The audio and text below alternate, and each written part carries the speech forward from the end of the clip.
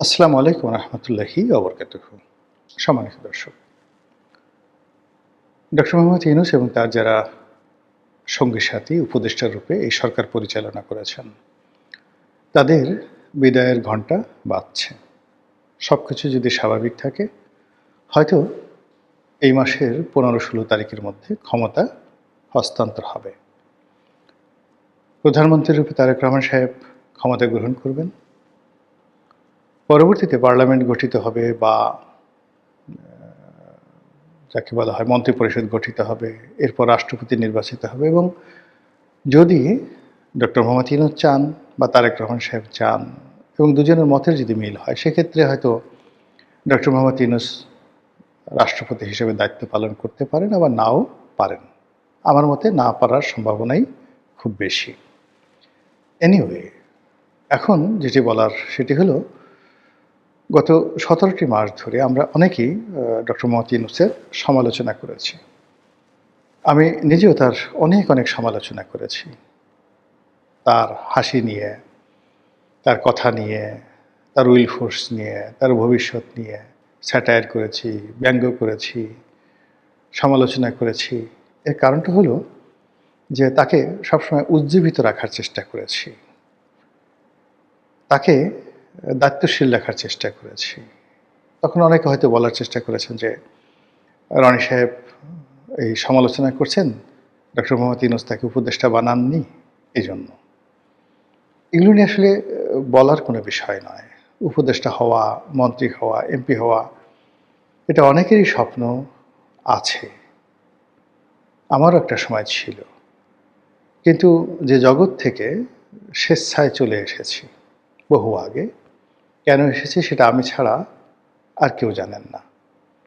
আর সংসদ সদস্য হওয়া, উপদেষ্টা হওয়া, এমপি হওয়া, মন্ত্রী হওয়া, এগুলো ছাড়াও একটা মানুষ সমাজে বেঁচে থাকতে পারে সুন্দরভাবে। বা মন্ত্রী এমপির যে ক্ষমতা থাকে বা তাদের যে গ্রহণযোগ্যতা থাকে, সেগুলো ছাড়াও একটা মানুষ যদি মানুষের ভালোবাসা পায়, এমনকি কোনো পশুর ভালোবাসা পায়, বৃক্ষলতার ভালোবাসা পায়, প্রকৃতির ভালোবাসা পায়, এমনও দেখা গেছে অতীতে বহু রাজা রাজত্ব ছেড়ে দিয়েছে কেবল নদীর কলকল ধ্বনি শোনার জন্যে। প্রাসাদ ছেড়ে চলে গেছে বনে পাখির কলতান শোনার জন্য। তো কাজেই যে যার মতো সমালোচনা করেছেন আমাকে বা আমার মতো অনেককে, সেটা তাদের ব্যক্তিগত বিষয়। আমি বা আমরা কেন এই সমালোচনা করেছি সেটা আমরা ভালো বলতে পারবো। তো যেটা বলছিলাম যে ওনার সমালোচনা করেছি আমি ব্যক্তিগতভাবে, যেহেতু এখন বিদায় বেলায়, এখন আর কেউ বলতে পারবে না যে ডক্টর মোহাম্মদ ইউনূসের প্রশংসা করলে তাকে তেল মারা হচ্ছে। তার কাছে আমার এখন কেন দূরের কথা, এই বাংলাদেশে কারোর কোনো স্বার্থ নেই। এবং তিনি ক্ষমতা হারানোর পরে হয়তো এমন অবস্থার মধ্যে পড়বেন যে তার সঙ্গে যদি কারো সম্পর্ক থাকে বা তার কেউ প্রশংসা করে, সে আরও বিপদে পড়তে পারে আগামী দিনগুলোতে। তো সেই অবস্থাতে যেটা বলার চেষ্টা করছি যে, ওনার বিদায়ের ঘণ্টা যত বাজছে, ওনার বিদায় নেবার ক্ষণ যত কাছাকাছি আসছে, ততই তার জন্য মায়া হচ্ছে, কান্না হচ্ছে, কান্না পাচ্ছে। অবশ্য তার প্রেস সচিব একবার বলেছিলেন যে ডক্টর মোহাম্মদ ইউনূস চলে যাওয়ার পর অনেকে কাঁদবেন। আমরা সেদিন হেসেছিলাম, অনেকে হেসেছিলাম, কিন্তু এখন ওনার এই বিদায়ের বেলায় বিশ্বাস করে আমার নিজের কাছে কিন্তু খারাপ লাগছে। এবং আমি যে কথাগুলো আগে বলিনি, কিন্তু সরকার বলার চেষ্টা করেছে, কিন্তু ওইগুলো অতটা প্রচারিত হয়নি। কিন্তু এখন বলবো, তার বিদায় বেলায় বলবো যে তিনি ইতিহাসের একটা সন্ধিক্ষণে এসেছিলেন। এবং ওই যে ইব্রাহিম সৈয়দ, মানে ওখানে মাওলানা ইব্রাহিম সাহেব, দেলোয়ার হোসেন সাইদি সাহেবের যে বিয়ে, একটু পাগলা টাইপের, অনেক সময় অলৌকিক কথাবার্তা বলেন। তো মুফতি কাজী ইব্রাহিম, তিনি একবার বলেছিলেন যে আল্লাহ বিশেষ কৌশল করে তারপর আলাদাভাবে ডক্টর মোহাম্মদ ইউনূসকে সিলেক্ট করে বাংলাদেশের জন্য পাঠিয়েছেন, এটা তার কাছে খবর আছে।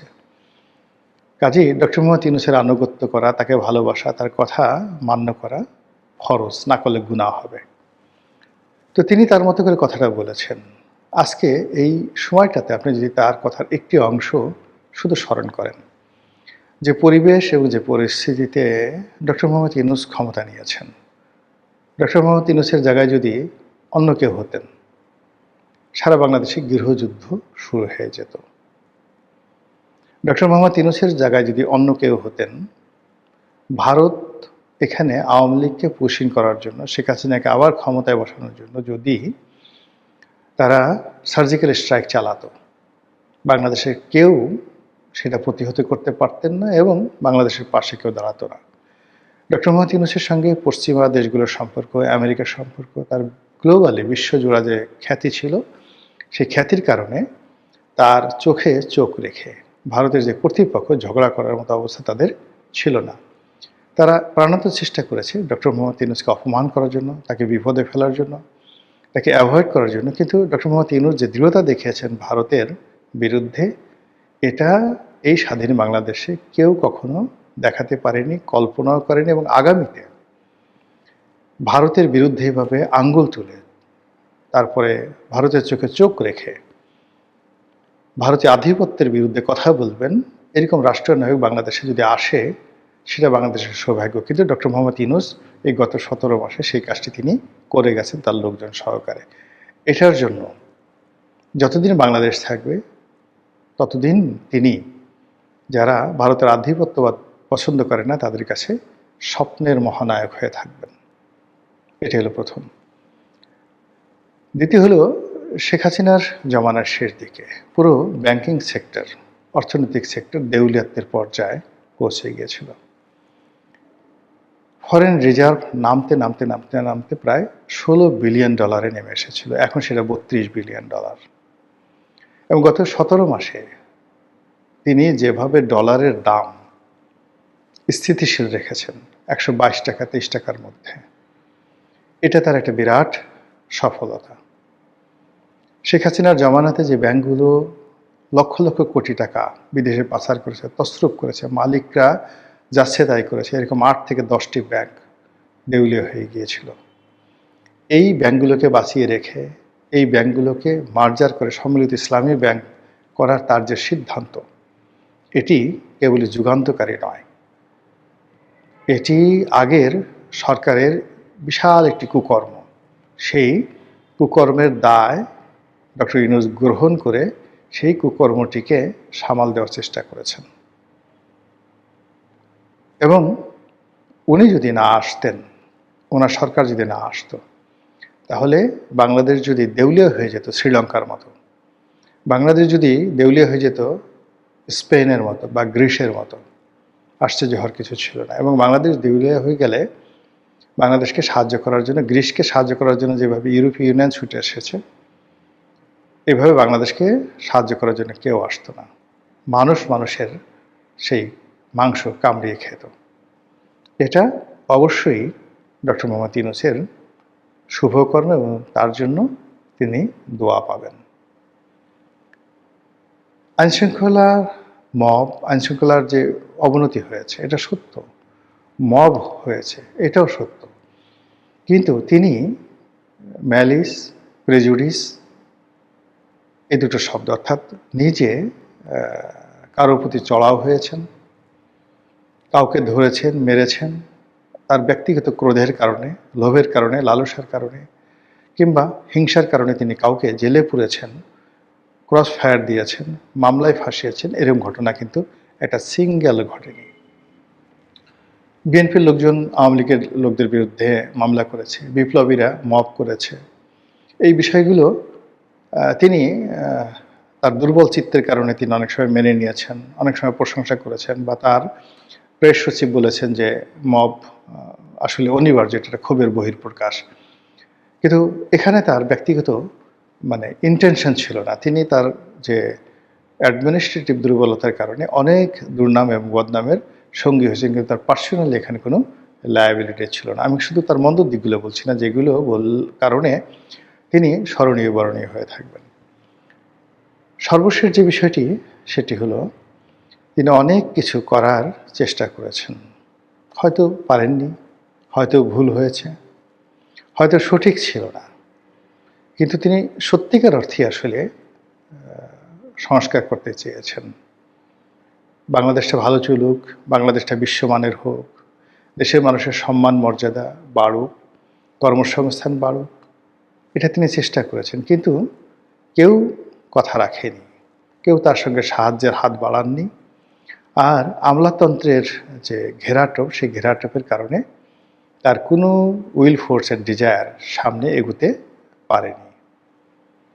এ সময়ের মধ্যে গণভবনের সঙ্গে নয় ঠিক, মানে যমুনার সঙ্গে বঙ্গভবনের, যমুনার সঙ্গে সেনা হেডকোয়ার্টারের, যমুনার সঙ্গে বিএনপির, যমুনার সঙ্গে এনসিপির, এমনকি যমুনার সঙ্গে জামাতের বারবার দ্বন্দ্ব হয়েছে, সংঘাত হয়েছে। কিন্তু সব কিছু বাদ দিয়ে তিনি সবাইকে ডেকেছেন, নেগোসিয়েশন করার চেষ্টা করেছেন, সবার সঙ্গে কথা বলার চেষ্টা করেছেন। কখনো অভিমান করেননি, কখনো ক্রোধ দেখাননি, কখনো মুখ বাঁকা করে, মানে যাকে বলা হয় রাগত স্বরে কারোর সঙ্গে কথা বলেননি। তিনি কথা শুনেছেন বেশি, বলেছেন কম। পারলে হাসি মুখে কথা বলেছেন, আর যদি না পারলে তিনি অন্যদিকে তাকে চুপচাপ থেকেছেন। কিন্তু কারোর সঙ্গে রাগ হয়ে এই গত 17 মাসে একটা শব্দ করেছেন, এই ঘটনা কেউ বলতে পারবে না। এটি আমাদের রাজনীতিতে একটা বিরল ঘটনা। এমন কথিত যারা তত্ত্বাবধায়ক সরকারের 3 মাসের জন্য প্রধান হিসেবে এসছেন, তারা অনেকেই অনেক সময় মেজাজ হারিয়ে ফেলেছেন। কিন্তু doctor Mohammad Yunus is the first man যিনি গত 17 মাসে একটি বারের জন্য মেজাজ হারাননি। তিনি তার মতো কাজ করে গেছেন। তিনি চলে যাচ্ছেন বা তিনি চলে যাবেন। আল্লাহ তাকে হেদায়েত দান করুন, তিনি সুস্থ থাকুন, বহুদিন বেঁচে থাকুন, আর আমাদের প্রতি তিনি কৃতজ্ঞ থাকুন, আর আমরাও যেন তার প্রতি কৃতজ্ঞ থাকি এবং তার জন্য দোয়া করি। আসসালামু আলাইকুম রহমতুল্লাহি ওয়া বারাকাতুহু।